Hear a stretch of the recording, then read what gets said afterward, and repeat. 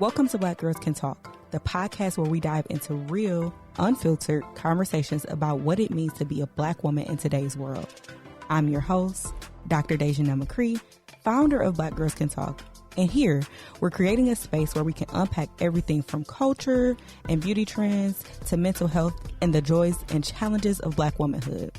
Whether you're here for the tea or looking for deep discussions, you're in the right place. So grab your seat at the table and let's get into it.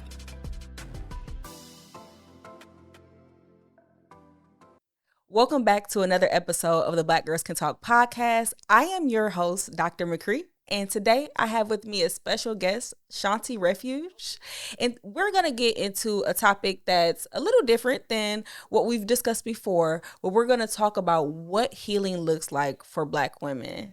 So, Shawnti, I'll have you introduce yourself. Tell us who you are. Hello, my name is Shawnti Refuge. I am a Master Certified Mental Health Coach, mental health advocate, keynote speaker, and author, and I am in Houston, Texas. Better come on. All of the commas. I love that. Advocate. Look, you just kept going. Yes, I do it all, honey. Yes, I love it. I love it. So today, I have to start off with some statistics. You and I spoke briefly in our conversation before about our experiences and, you know, your work in this world. But for our viewers, let's start with some statistics because y'all know I'm a geek a little bit. I love a good statistic, and that's why I'm a researcher. But nearly 45% of Black women experience physical or sexual intimate partner violence in their lifetime. Black women are twice as likely to be killed by an intimate partner compared to white women. Fewer than 1 in 3 Black women experiencing abuse receive mental health treatment. Black women have significantly higher rates of PTSD, depression, anxiety following IPV experiences. And structural racism, stigma, and cultural expectations around strength delay help seeking for many Black women. I feel like reading that, I was writing one of my papers because all of this is what I live, breathe, do, talk about every single day in my work. And so while it's heavy, it's so rewarding to know that the work that we're doing is helping other people not be in a space to where they have to worry about the aftermath or after effect of violence experiences. So I'm going to try to get off my soapbox. My students always tell me, when you talk about IPV, you in your bag. So I'm going to try to get out of my bag and let you go. So how do you feel about the statistics I just read off? Not surprising at all. I'm not surprised. Very accurate. Not surprised. Yep. That's the same answer I provide. I am not surprised. Especially some of these I could have said without me having to read, right? Like, I already know statistics as it relates to Black women specifically because that is my focus. And just the thought of our violence experiences occurring at the hands of someone we know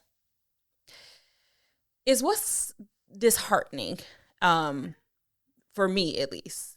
So you're not alone because, we think that, the people around us are supposed to be the people we love are there to, or that say they love us, are there to protect us and keep us from harm, and they're the one causing it. And I think one of the things that I find in my research is that we don't have language to put to those violence experiences, right? So a lot of times I hear women say, oh, well, he didn't mean it like that. Or he was just joking, he was just playing. So I want to know from you, could you tell us about a time and feel free to share as much or as little as you're comfortable with. But can you tell us about a time where you had such experiences but didn't have the language to identify what that meant? Absolutely. My most recent experience, I was with my partner for 17 years. And not once did I realize I was being controlled emotionally, physically, mentally. I had no clue until I got out of the relationship just recently and start reflecting and looking back. It's like, how did you not? I used to make excuses. Oh, she's angry. I could love her through that. Oh, it's only temporary. It's okay. I'll pick up the slack.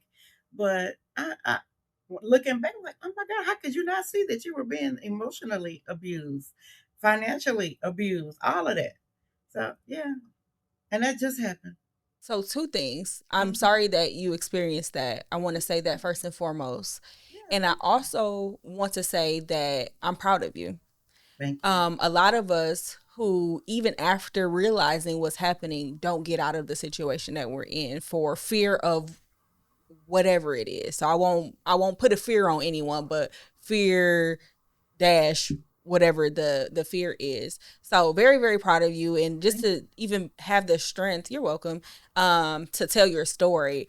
So as you were talking, my research brain going off so crazy. It's like you should see how my brain looking inside.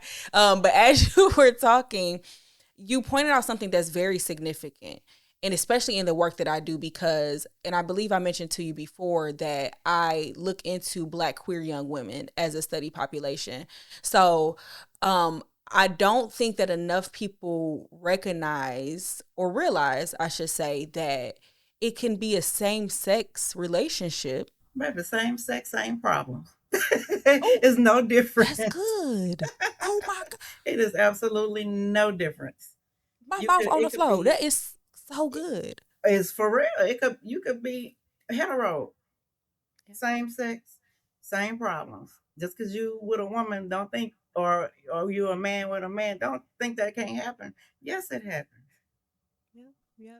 And I think oftentimes because this is how I'll say it.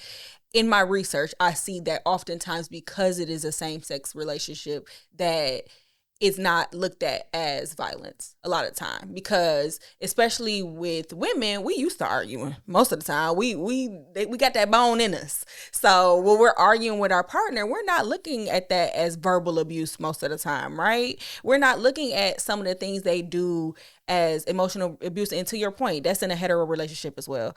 But a lot of that, we unfortunately, I think, become a little bit blinded to our experiences. Because when it's two women, you automatically assume, oh, somebody's on her cycle, or it's hormonal, or she's being dramatic. Same thing I used to do. So I get it.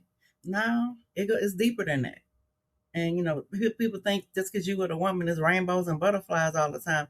No, ma'am, it is not. Like I said, same sex, same problems. Yes. So if you don't mind sharing, what was a particular moment in either during the process or even in the aftermath and the recovery that you were like that turning point, like, hold on. When were you able to identify it as abuse? When I went deeper into my healing process, they didn't like that because I started recognizing things and calling them out on things. And, it was, oh, I'm comfortable like this, but me wanting to grow, she didn't want me to grow. And I'm like, I'm not going to stay stagnant just because you don't have to grow with me, but you're not going to stop me from growing. And the deeper I went, started recognizing, especially when I started choosing me, because all throughout the relationship, I chose her. I put everything, anyone. I even put her before me. I put her before my kids. I put her before everything. And once I stopped doing, I mean, I even made an announcement. Okay, I'm done. I'm done doing this now. I have to do for me now because I felt like I was getting stuck and I didn't want to be stuck. But the thing is, even though I was unhappy in the relationship, I was willing to stay in it out of fear. And it took her to leave me in order for me to open my eyes and wake up. Of course, I was devastated because I had something to prove. Like, I didn't want to be like my mama having three marriages, or I didn't want to go from relationship to relationship because I'm a lover girl. I like relationships. I don't want to date and go be hoeing no more. That was the old me. But so I was hell bent on keep making this relationship last no matter what, even if it was me sacrificing myself. And I swear to Lord, I say, no, that's enough. You've done enough. And when she left, yes, I was upset, devastated, all that. And then once I finally stopped crying, I started reflecting. And like, how could you have stayed that long? You should have left a long time ago. All the red flags. started getting even redder.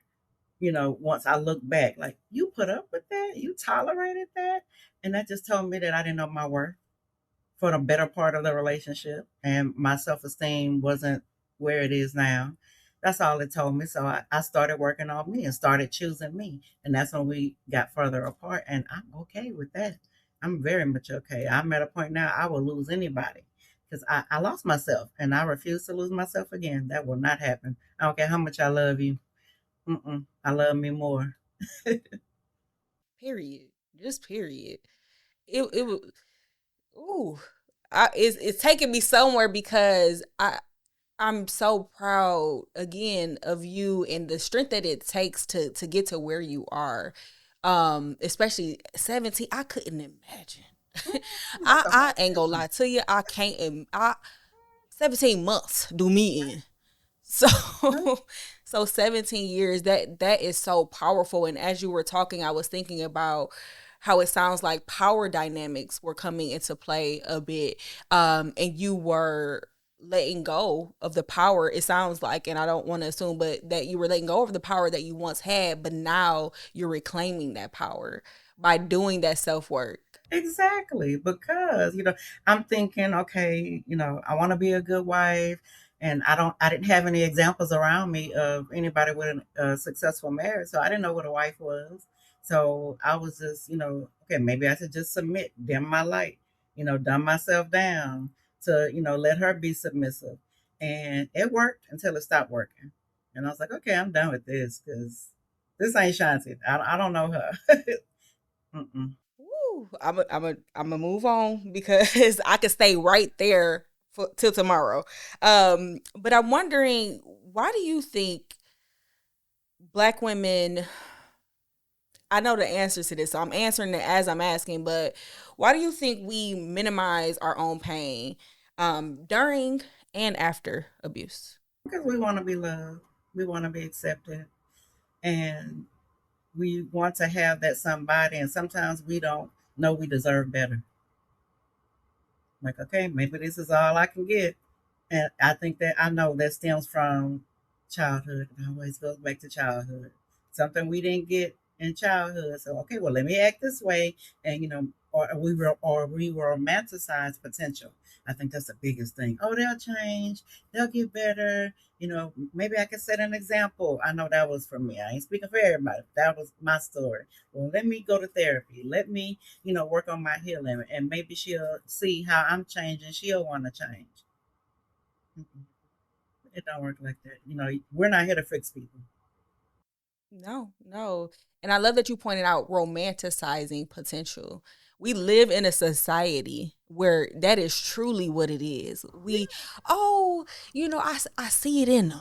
Yeah, I know they yeah, gonna be something big, and then too, don't let them be working on something or a business or some plan that they got. You like, okay, I want to be here when that happens for them to cheer them on to exactly. benefit from it, whatever it is.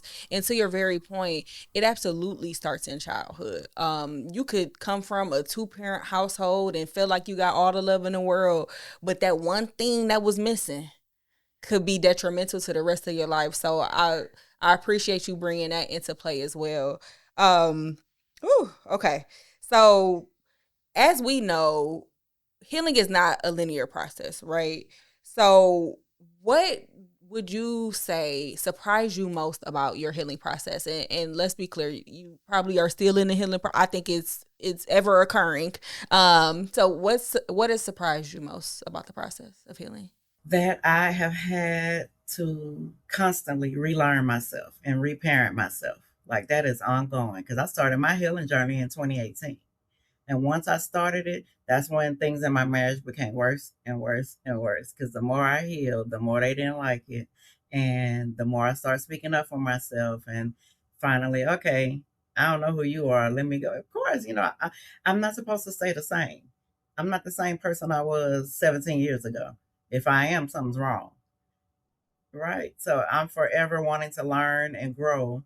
And it was a problem. It became a problem. Like, if you and whoever you're with, if y'all are not working together, once you start your healing, even my therapist told me this because I told her what was going on, and she was like, "Well, you do know the more you start healing, the more y'all gonna start going this way," and that's exactly what happened. Because I'm healing going this way, and she's comfortable where she is going that way, and it just didn't work. Love is not enough. It is not. And some people hang on to relationships because, oh, I love them. We have history. You have more days behind you than you have in front of you, and you should choose you every single day. Come on. Come on. For real. I ain't got time to keep going back there. Especially when God brought me out of there. Like, Why I go wish I back? would. I wish I would. I I couldn't tell God, imagine. thank you every day. Yes. Thank you for, thank you for making her leave because I wasn't going to do it. I knew I wasn't. And to your very not point, but it take that sometimes, right? Sometimes they got to be the one because it depends on who. I can't stand no business. Hold on, what you mean you leave? What? Hold on, I can't leave you. You are, and even that is, that's a result of abuse. That's a result of rejection. That's a result of, to again going back to fear of loss, fear of change, all of those things, right? Holding on to something we know doesn't serve us any longer. And sometimes we might not know it doesn't serve us any longer. So I want to add that caveat. But a lot of times we do. And we still there because, like you said earlier, you had a point to prove. You want to see it through. Um and not really realizing that space was very unhealthy for you. So how did you, we talked about what surprised you during the healing process, but how did you reconnect with yourself emotionally and spiritually for that matter? I know you mentioned it a bit, but Child, I did it all, prayer, got back. I got back with my relationship because I realized, after, we left, it was, I had strayed away from my relationship with God. And I'm like, and I didn't even realize it then, but afterwards I was like, okay, Lord, I'm sorry. Come on, take me back. I'm here. So I got back in my prayer, got back in church, got back, uh, journaling, of course, journaling, especially going back and reading my old submissions back from when I very first started. And it was like, who in the hell is that person? I didn't know who she was because that ain't me right now. I wish I would be thinking and saying and writing the things I was doing in these entries. So meditation, sitting with yourself, yoga. Surprisingly, I'm like, how can yoga help me? Yoga helps. All of that stuff. Listening to binaural beats while I sleep, you name it, anything in the name of healing and getting me back and, learning me and being new and improved every day. My goal every day is to be 1% better than I was yesterday. Just 1%. I mean, it's a journey. And, like I tell my clients, you are not, if you wake up in the morning, God ain't done with you. Every day you wake up, you got something to do. And if you don't know what it is, ask him, tell me what I need to do today. how do you feel that your healing has shaped, most specifically, your advocacy work? It's improved. It has improved because that I use my story, every story you could think of. I use it in order to help somebody else because healing. I tell people all the time, healing is in community, and the reason why we don't want to come out and say, "Yes, I did this. Yes, I was, subjected to this," is because of shame. But if nobody's talking about it, how are you able to help somebody else? So I use everything. I don't care, good, bad, ugly. I will say it just to help someone else because we feel like we're alone when we're going through stuff. People get, subjected to trauma every day, unfortunately. But if I don't come and say, yes, I was a victim of child abuse when I was a kid. Yes, I was a teen mom, and this is, how this happened. And I was, bad. I was arrested. I did bad things. So people can know, you are not your past. You're not. And you can't, oh, I can't do anything because I did this when I was 17. Girl, please. You could do anything when you get unstuck from that place. You can't stay there. Things happen. Like I tell my clients when they come to me with their, issues, you got 48 hours. cry, slide on the floor, whatever it is you need to do, and we're gonna get to work. Because I mean, otherwise, why are you here? You can't stay stuck there. We're gonna take what happened. We're gonna acknowledge it. We're gonna heal from it and move on. And I never say get over it because some things you just cannot get over. But you have to make a choice every day to forgive. Every day, every time it comes up, you have to forgive because otherwise you're gonna get stuck right got it again. And we're not put on this earth to be stuck anywhere. We are supposed to be here learning, growing, sharing, healing each other and ourselves. And that's where I get my healing too from, by helping other people, by sharing my story. That helps me more than people even know. Because it's just nothing we do or go through is for us. So I went through something and it helped me become a better person. It helped me learn X, Y, and Z to give back to someone else. I need people to hear me say that. So those trials you went through, the story that you have is to help someone else who's navigating that same story and hopefully prevent them from experiencing what you experienced. So I love you saying that I share my story everywhere I go. I talk about what's happened to me because, for one, you can't help somebody else if you don't speak up and you use your voice. You never know what someone could need to hear from you. And as women of faith, we are called to disciple in that way. But also sometimes people feel that on us, right? You ever had that experience where somebody came up to you and asked you something very specific to what you've been through in life, and you like, well, how you know to choose me or ask me that question? That happens more and more so now when you're walking in your purpose, when you understand exactly who you are and whose you are. Let's be clear on that. And whose you are. Like you mentioned before, those doors open, your life changes. So I love you saying that you are not your past, and what you went through is not for you to remain stuck. No, it is not. Absolutely not. No, we got stuff to do. Like, come Yes, on, we do. We girl. absolutely do. Yeah. And so what would you say, thinking about your healing journey, steps to recovery, maybe something you tell your clients, and or if it's something that you haven't told your clients, what is something that you would tell people who are on their healing journey, on this journey of recovery, as some first steps to take? What would you suggest to them? First steps, don't try to do it by yourself. When people, like I did, and that's why I said when I first realized I was going through some mental and emotional stuff, I tried to do the healing part on my own, and I made it worse because healing is in community. You need somebody. It's okay to have a therapist. It's okay to have a therapist and a coach. It's okay to be in a community setting with like-minded people. I always tell people, when they hear support system, they think, oh, my mom or my auntie, my cousin, my best friend since kindergarten. That's not your support system. Not the type that you actually need to go through your healing journey. It has to be someone who has walked your walk and can, guide you, assist you. And if you outgrow them, then you go find somebody else. Like it normally is people you don't know.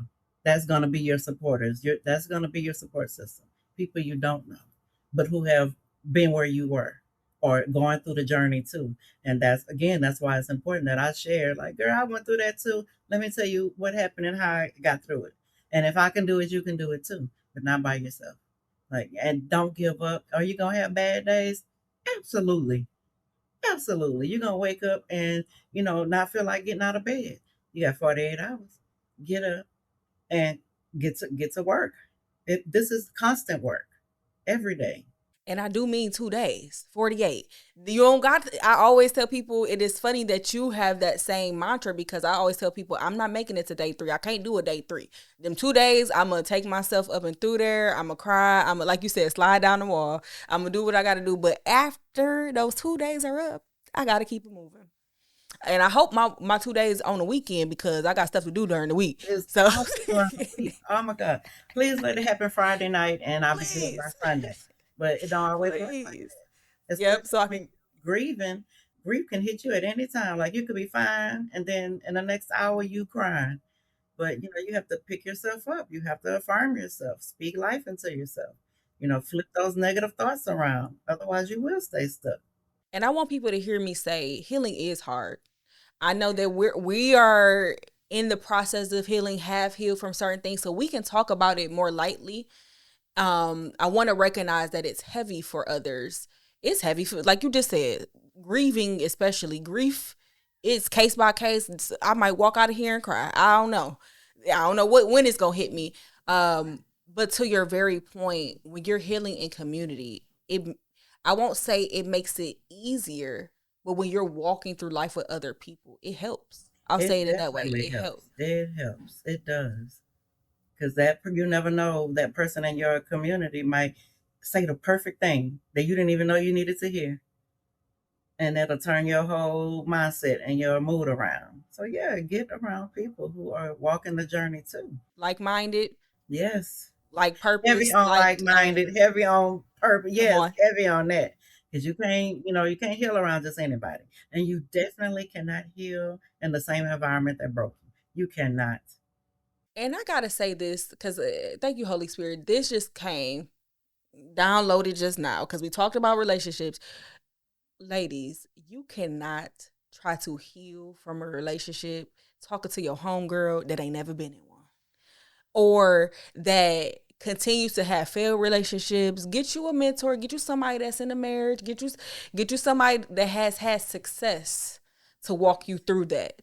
Because guess what? Even though they're there now, they probably experienced the same thing you experienced back in the day, and they have healed from it, and now this is why they're at where they're at. But it may not have always looked like that for them. So don't just count them out just because, oh, their relationship look too perfect. I can't get advice from them. That's the people you need to be talking to, because you don't need to talk to her who got a whole bunch of what they call them nowadays, sneaky links or whatever the kids say. Child, I can't even keep up. What you talk about? A sneaky link. But anyway, I felt that in my spirit, and I had to say that because I think a lot of times we're used to being around people. I'll say it like this: we stay around people who were the same people that we once were in a season, without recognizing I am new and this is a new season. So I need to be different, act different, and move different. So when you're transitioning through those seasons, you got to transition your circle too. I was just about to say, baby, you're going to lose some people. And that part hurts too.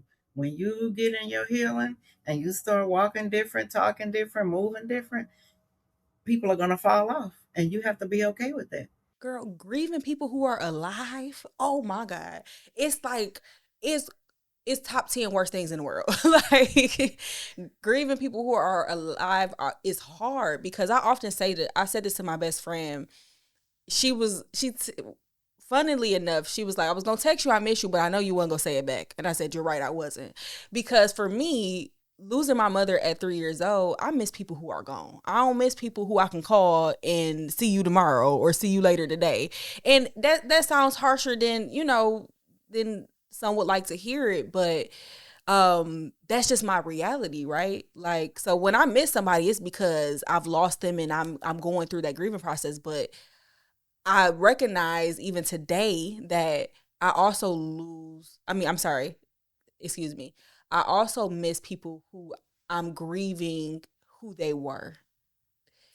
And again, going to back to that season where you may have been, because you ain't never been my everything. Only Jesus is that. Okay, let's make that clear. But maybe you were most of my things. Maybe you were most of my things. So for people who have been most of my things, it's hard to break away from that. Whether it's romantic, whether it's platonic, whether it's a familial, whether it's a family member, it is hard to walk away from those types of situations. However, when you recognize the greater good and the healing that you need to do, then that changes your aspect, and to the point you're gonna want your circle to change, because you can't stay the same and you can't stay in the same space. You got me over here. I don't know what I'm doing, preaching, prophet. I don't know. All of it. I'm here for all of it.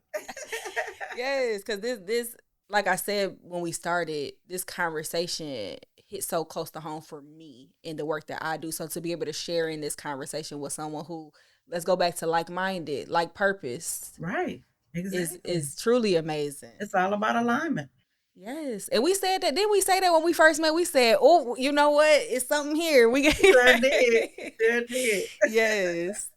So I want to ask you, before we transition, we're going to transition in just a second, but I want to ask you, what do you wish someone told you earlier on? Whether that was earlier on in life, earlier on in your healing process, what do you wish someone would have said to you that you now know? That I deserve better. They waited until I told them we ain't together no more. Oh, God, good, because I ain't like her. You deserve better than that. You were too good for that. Why you ain't tell me in the beginning? But at the same time, baby, when you in love, baby, you better not say nothing about us, they boo. Because they'll drop you before they drop that person. So, but yeah, I wish somebody would have, told me that, I see something in you. You're going to do this, and this, and you deserve better. Before I get into my response, I want to say to you, you absolutely deserve better. And not just in that relationship, but in life. Whatever is yours, you already know you're going to, yeah, you already know whatever is yours, you're going to have anyway, because we spoke about God opening those doors for you. But I wanted to verbally say that in front of our audience to you, you deserve better. Thank you. I receive it. I appreciate it. I believe it. Yes, I do. I want us all to charge ourselves to, before you weed out everybody else in your life, think about what's going on one-on-one with you and that person. And this is specific. I'm talking specific to abuse, specific to violence. Um, Maybe do some reflection that it might not be the other people. It might just be the person, or it might be you. And I hate to say this, but this is the reality that sometimes we, how do I want to say this? You know how you could be arguing with someone and provoke them to, now you can't control what someone says or does, that's their decision. However, some of our actions, not provoke, trigger others. That's how I'll say it. So we don't know what the response to that trigger is. So again, we have to be mindful of what it is we are doing and who we are, that may make someone react in that way. I'm not saying, hear me very clearly. I am not saying that abuse is ever your fault. I'm not saying that it's ever your fault. I want us to, in that same sentence, introspectively look at maybe some broken parts of us, that are accepting of this type of love, and or causing some of the stressors in our own life. I'll put it like that. Hopefully the people get what I'm trying to say, because I'm trying to be very sensitive about my wording, and although I'm speaking from personal experience, I don't want to put that on someone else's as their experience. So I'm just speaking from personal experience, just to clarify for the people. But I got another way of saying it. Be honest with yourself. Be honest with yourself. Stop lying. Stop lying to yourself. See it for what it is and not for what it could be. Because that was my problem. I was so set on, oh, in this many years, we're going to do this, we're going to retire, we're going to travel, we're going to do this. Like, we've painted this perfect picture of our story. And when it don't come out the way you expected, that's when the grief, like, that's what we're grieving. Like, okay, I'm not gonna grow old with this person. I wanted to grow old with them. I planned on changing her diapers and vice versa. When it came that time, but you have to see things for what it is, and you have totally have to be honest, because a lot of times we are in denial about what's going on, or we make excuses, or we avoid, sweep things under the rug, and that just makes things worse. So you have to stop lying to yourself. Stop lying.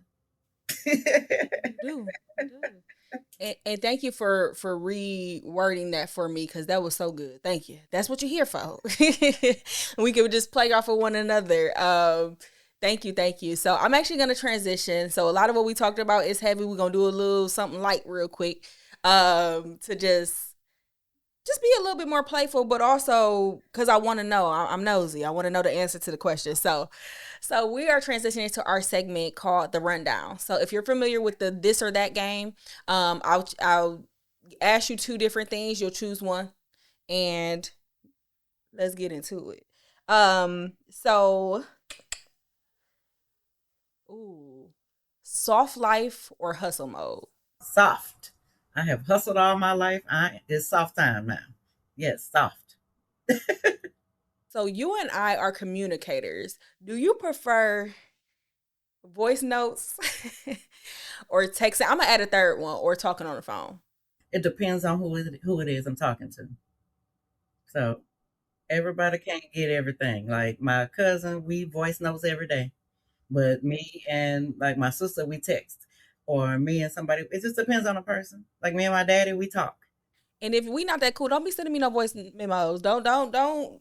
We not cool. That's just like FaceTiming me unannounced. I Don't was do just it. about to say, do not FaceTime me. Do not Facebook call me or Instagram. Baby, no, no, That Instagram call grinds my gears. Do not call me on Instagram, no. please.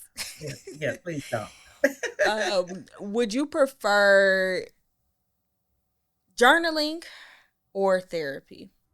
Why choose? Both. Now, usually I tell the people you got to choose one or the other, but when you put it like that, Both. Both. both. Whatever it takes. Both. Because sometimes I need to talk. And then sometimes I need to write. So both. I ain't choosing. I need them both. So solo day or date, or girls' night. Solo date. I answered that fast, huh? Solo date. I swear, I'm like, dang, I ain't even get time to think. Solo. But I love that. That means you know what you want. You know what you like. Um, whoo. I know the answer to this, but this one just came to me. Freedom or stagnation? Freedom, honey. Freedom. Once you get a little taste of freedom, you chase that. Ain't nothing like it. Freedom. And then I have, this is just for the girls because I think that I'm in between both with this one. So natural hair or protective style? Protective. Baby, I will switch this frontal out in a minute. Oh, I Different know that's right. textures, different lengths. Frontal, protective, yes. I know that's right. And I'm in my like braids bag, and I don't really think that's as protective as I would like it to be. But it's just so convenient. And me with braids, T. T. So that's my go-to. So I hear that with the front too. Okay. Alrighty. So I just, like I said, I just wanted to have that light moment before we close. I want to absolutely thank you for just sharing with us today your transparency and even talking about the reality of the fact that it's not easy. It was hard. The length of time you spent in that situation, but just getting to the other side and knowing that you're in a much better space. And not only that, you will receive even more blessings now because you are becoming who God chose you to be. So I wanted to start by thanking you for sharing, but also I want you to tell us how we can find you. What are your social media handles? Do you have a website? All of that. So you can find me on Instagram. I'm at Shawnti Refuge Journals. I am at Shawnti Journal Bay on TikTok. I am on YouTube at Shawnti Refuge Journals. I'm everywhere. Just Shawnti Refuge, and you'll see everything I'm on. I try to be on I'm on LinkedIn, Shawnti Refuge, and I've been going live every day on all my platforms. So yeah, Monday through Friday, girl. Not on the weekends. That's mine. But yeah, just to put myself out there and let people learn about me, so that and also to tell my story. When I tell you, I tell it all. So catch me on one of those platforms, and you will better understand the reason why I do what I do. And that I am definitely, this is not a job. This is like, I love this. I love what I do. Finally, I never thought I'd get to a point where I would love what I do, and I actually do. This isn't work. That is amazing. And I love that for you. So, like she said, follow her on everything. Hop on one of her lives. Like, follow, subscribe if she got something to subscribe to. Look, I don't know, all of the things. But make sure you're hitting them buttons across the Yes, platforms. and share. I tell them, share with Yes. your friends, family, your enemies, whoever. Share. Whoever. Somebody needs to hear it. And on that note, speaking of sharing, if someone who's listening didn't take anything, they didn't hear anything else you said, what would be one thing you want them to take away from this episode? I want them to know that You are powerful, you are strong, you are worthy, and you belong. So take all of that and do what you will with that, because you are. And a lot of us don't know our work because ain't nobody, not that we need to have anybody validate us. We validate ourselves, but sometimes people need to hear that they matter. And I don't care what situation you're in, where you come from, who you used to be, you deserve better. And if I can overcome what I overcame, you can too. It ain't easy. It's not cute. It is not. But it's worth it. It is absolutely worth it. That was so good. Okay. You got me. I'm over here rocking like I'm at church, girl. Woo. Thank you for joining me. Having me. I appreciate it. Yes, and we couldn't talk about all of the things because we only got a little bit of time, but definitely we'll be following. We have to talk more. We have to do more. Yes, we have work to do. So we gonna get together and just figure out how we can help people in this space. And for those who need to hear both of our stories, right? Because they're powerful, like you said, to just kind of ignite that fire in someone else to share theirs. So make sure again that you follow Shawnti on every on every platform. Make sure you buy the book, Black Girls Can Talk. Follow us on social media as well, Black Girls with an S _ Can Talk. We are on all platforms as well. But until next time, we thank you for joining us. My name is Dr. McCree, and that is Shawnti Refuge. Stay powerful. That's a wrap on today's episode of Black Girls Can Talk. I hope you felt heard, empowered, and inspired by today's conversation. If you love what you heard, make sure to subscribe, leave a review, and share this episode with your girl. Don't forget to follow us on Instagram at blackgirls with an S _ can talk to stay updated on future episodes and join the conversation online. Got something you want us to talk about or want to be a guest on our show? Hit us up on social media or visit our website at blackgirlscantalk.com. Thank you for listening, and remember, Black girls can talk, and we've got a lot to say. Until next time, stay powerful.